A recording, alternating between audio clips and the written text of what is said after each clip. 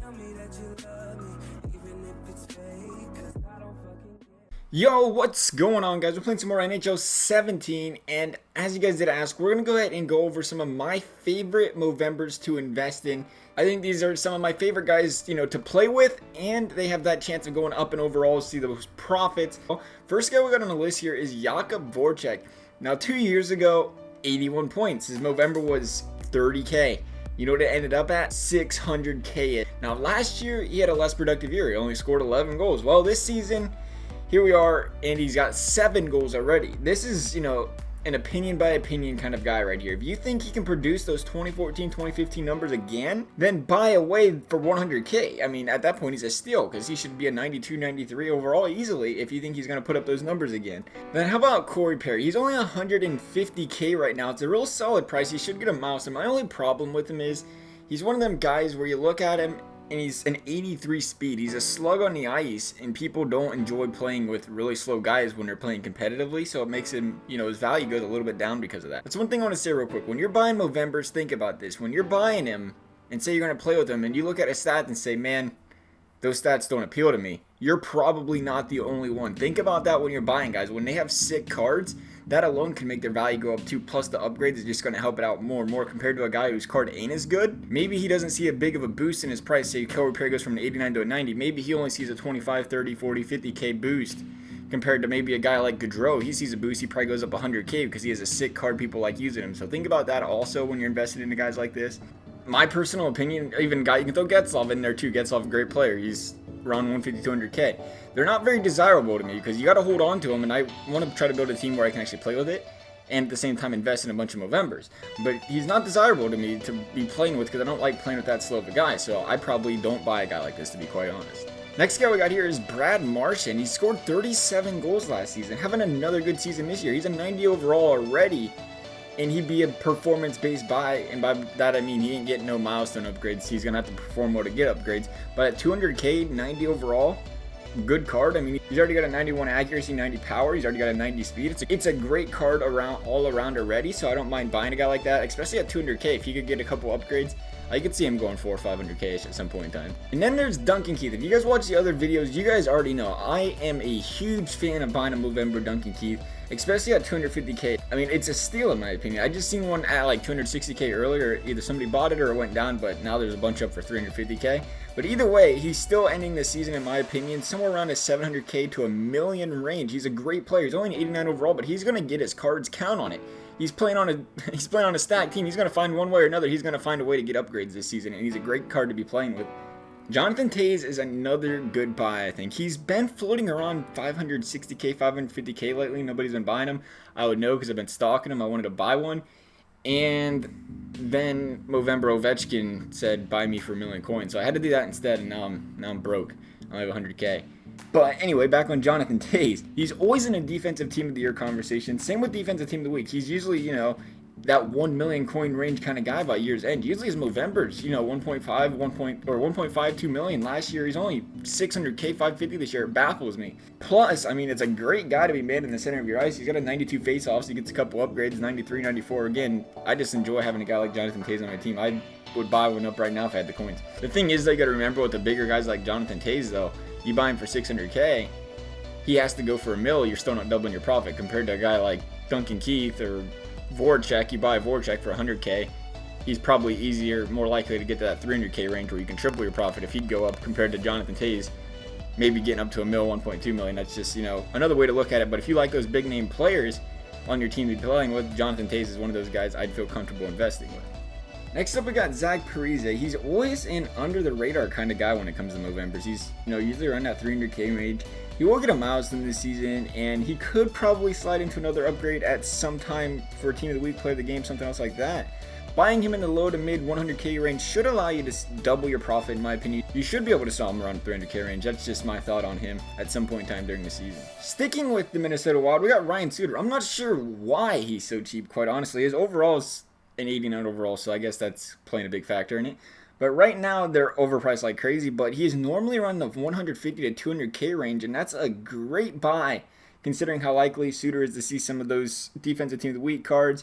And he normally ends the year around that 400 or 500K range, especially for his Movember. So I'd feel comfortable buying a Ryan Suter at 150K, no doubt about it. To flip that for around 400, 450K, it's an easy way to triple your coins in my opinion. Next up we got is Shea Weber for 350K. It's another nice buy if you're looking for a solid defenseman to put on your team. And that's the thing that matters too. Like, if there's one thing to go out there and buy, I can list off a whole bunch of 87 overalls and say, well, they're all going to double in coins. That's great. But do you want to play with a team full of 87 overalls is the thing, compared to if you can throw a guy in like Shea Weber that can maybe get 200-300K profit for you, maybe double his coins. That might be a little bit more ideal for you so you can play with a better player throughout the season. But then there's always people, the coin balance ain't there. You guys only have 100K to invest, and you want to stick with those 35K guys. I understand that. That's why I throw them all in there. And I like, sometimes I just like stockpiling 87 overalls myself. I'll throw 4 or 5 guys on my inbox just to keep them and hope he gets an upgrade to 150K, like I said before, and you see that nice upgrade. Thing with Weber is he has no Movember history up until this season, so he's kind of he's a shot in the dark for Movembers. All we can do is based on how he normally goes on his other upgrades, which you usually see some of his other cards, like his All-Star game cards, his team of the weeks and stuff like that, you usually get around 600, 700, 800K at times during the season, which can only mean you think, Movember's got to be worth more than that. They usually are. So I'd like to think he can get up to that 800K range at some point in time this season. Next guy we got is Connor McDavid. Everyone expects this guy to put up Crosby numbers, to be the next Crosby, and quite frankly, the guy's got 27 points in 21 games this year, so needless to say, he's not disappointing those people.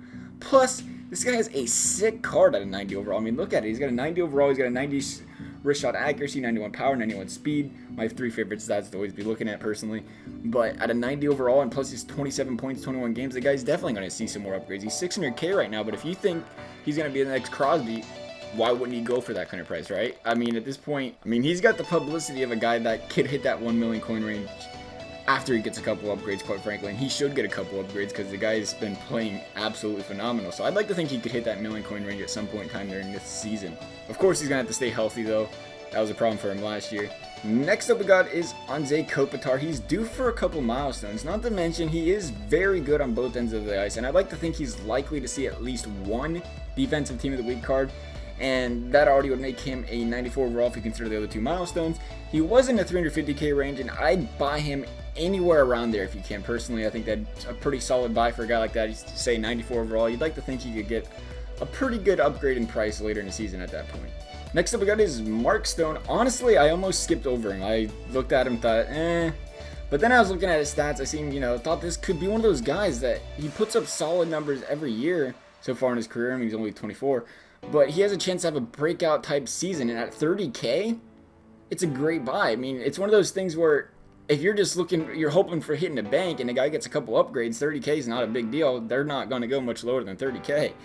So I could see a guy like him getting an upgrade or two if you're interested in buying some of those lower tier guys hoping for upgrades. Next up we got is Joe Thornton at 150K. I don't know why, but I've been really wanting a Joe Thornton lately, and his 86 speed is not appealing to me, but the 91 faceoffs, the upgrades, that's probably why. And he's 150K. He's due for a couple milestones.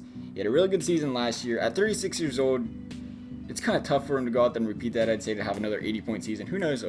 Anything's possible. But it doesn't mean he won't have a solid year, right? So I could see, a guy like that, a couple upgrades for milestones.